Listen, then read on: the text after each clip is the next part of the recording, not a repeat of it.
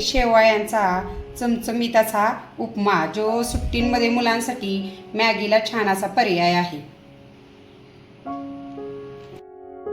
नमस्कार, मी रेश्मा लोकरे रेसिपीज मध्ये तुम्हा सगळ्यांचं खूप खूप स्वागत। आज आपण शेवयांचा चमचमीत असा उपमा बनवतोय जे लहानांपासून मोठ्यांपर्यंत सगळे मागून खातील। चला तर रेसिपीसाठी लागणारं साहित्य पाहूया।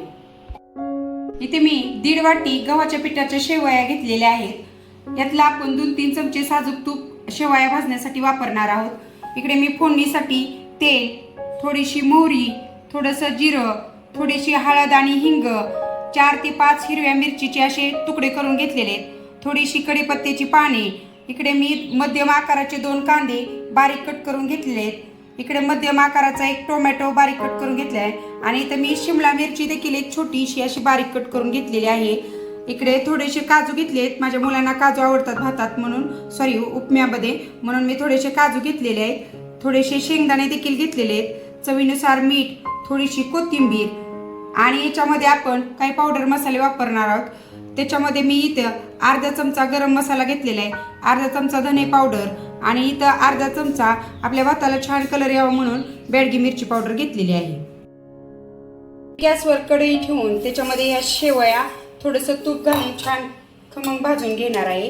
याच्यामध्ये मी 3 चमचे तूप घालते आणि या शेवया छान भाजून घेते।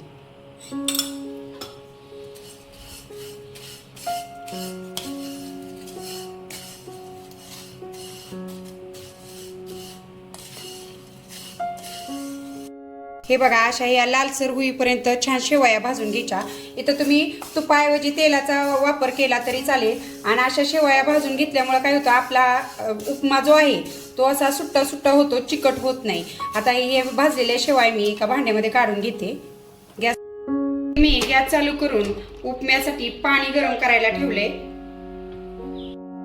तिकडे आपलं पाणी गरम होतंय, इथं आपण उपम्याला फोडणी देतोय। त्यासाठी मी कढईमध्ये तेल गरम करून घेतलंय, त्याच्यामध्ये अगोदर मोहरी घालायची। मोहरी छान तडतडल्यानंतर हे जिरं घालायचं,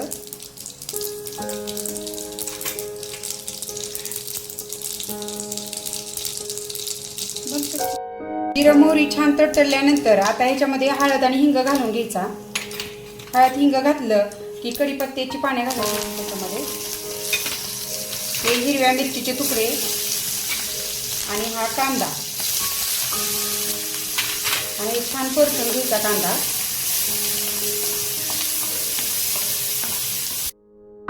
कांदा छान 2 मिनिटं मी असा मध्यम गॅसवर चांगला परतून घेतलाय। आता ह्याच्यामध्ये टोमॅटो घालायचा आणि शिमला मिरची कधी पण एकदम बारीक कट करून घालायची।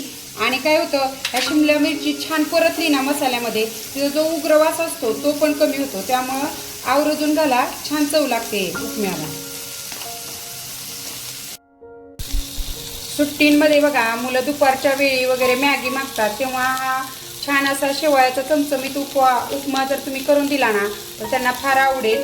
आणि याच्यामध्ये तर आपण हे शेंगदाणे, हे काजू पाकळी, थोडीशी कोथिंबीर आणि हे सगळे पावडर मसाले, गरम मसाला, धना पावडर आणि ही बेडगी मिरची पावडर आणि चवीनुसार मीठ देखील घालून घ्यायचंय आणि हे छान परतून घ्यायचंय। आपण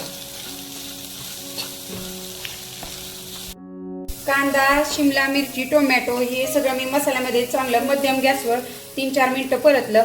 आता या शेवया देखील ह्याच्यामध्ये घालायच्या आणि ही छान ह्याच्या या मसाल्यांमध्ये छान मिक्स करून घ्यायच्यात आपण।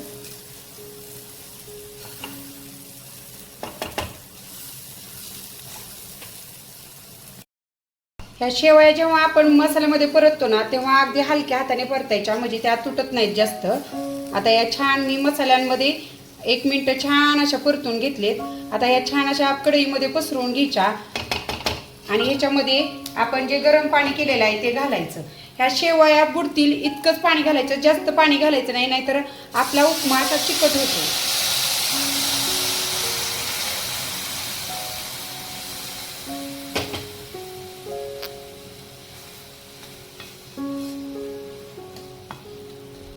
बघा, मी असं शेवया बुडेल इतकंच पाणी घातलेलं आहे, जास्त पाणी घालायचं नाही।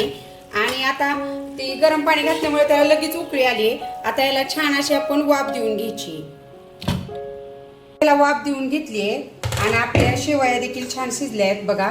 आणि हा किती शेवयाचा उपमा असा सुट्टा सुट्टा झालाय, चिकट अजिबात झालेला नाही. आणि जर तुम्हाला वाटलं या शेवया कच्च्या आहेत तर अगदी थोड्याशा पाण्याचा हात त्याच्यावर घालायचा. जर तुम्हाला वाटलं तुमच्या शेवया कच्च्या आहेत तर अगदी थोडंसं पाणी घालून एक वाफ देऊन घ्यायची. आणि हा आता आपला शेवयाचा छान असा चमचमीत असा उपमा तयार झालाय. आणि तुम्ही बघा हा किती सुट्टा सुट्टा झालाय, हे बघा असा चिकट झालेला नाही हा उपमा. असा आपला चमचमीत उपमा तयार झालेला आहे. छान असा हा उपमा प्लेटमध्ये घ्यायचा, त्याच्यावर अशी कोथिंबीर घालायची आणि थोडंसं लिंबू पिळायचं. आणि छान असा हा चमचमीत असा शेवयाचा आपला गरम गरम उपमा तयार आहे. हा तुम्ही नाश्त्यासाठी किंवा मधल्या वेळेसाठी सुद्धा बनवू शकता आणि खूप कमी वेळात तयार होतो हा उपमा. तर आजची चमचमीत शेवयाच्या उपम्याची रेसिपी कशी वाटली ते मला कमेंटमध्ये नक्की सांगा. आणि आपल्या चॅनलला आणखीनही तुम्ही सबस्क्राईब केलं नसेल तर प्लीज सबस्क्राईब करा. आणि रेसिपी बनवण्यासाठी तुम्ही माझा व्हिडिओ निवडल्याबद्दल मनापासून धन्यवाद.